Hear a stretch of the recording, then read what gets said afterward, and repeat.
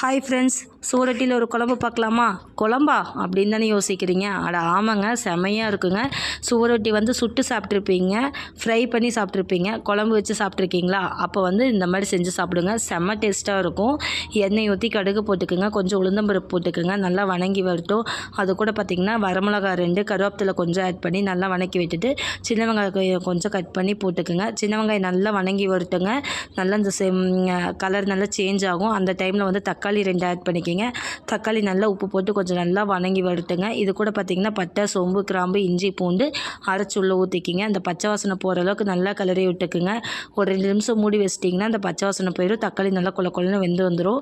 இந்த ஸ்டேஜ் வந்துட்டுங்க. இப்போ வந்து பார்த்திங்கன்னா நல்லா வெந்து வந்ததுக்கப்புறம் நீங்கள் வந்து மஞ்சத்தூள், உப்பு, கொத்தமல்லி தூள், கொஞ்சம் மட்டன் மசாலா ஆட் பண்ணிக்கிங்க. இந்த பச்சை வாசனை மசாலாவோட பச்சை வாசனை எல்லாம் போகட்டும்.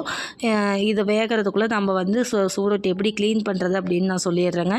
சூரொட்டி பார்த்திங்கன்னா தண்ணி நல்லா கொதிக்கிட்டோம். கொஞ்சம் ஓரளவுக்கு சூடாகி கொதிக்கிற ஸ்டேஜ் வந்ததும் அடுப்பு ஆஃப் பண்ணிவிட்டு அந்த சூரொட்டி வந்து அதில் போட்டு ஒரு 5 மினிட்ஸ் விட்டுட்டிங்கன்னா அது வந்து நல்லா கொஞ்சம் கெட்டியான மாதிரி ஆயிடுங்க. அப்போ வந்து நீங்கள் அதில் மேலே இருக்கிற ஸ்கின்னை வந்து ரிமூவ் பண்ணிடணும்.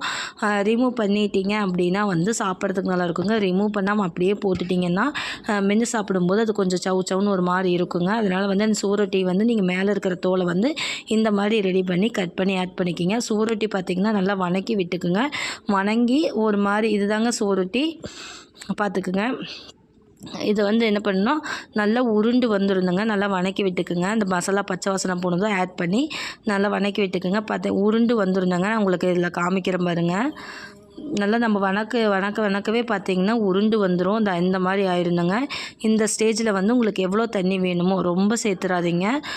கொஞ்சம் தோசைக்கு நம்ம தொட்டு சாப்பிட்ற அளவுக்கு அந்த மாதிரி இருக்கணுங்க.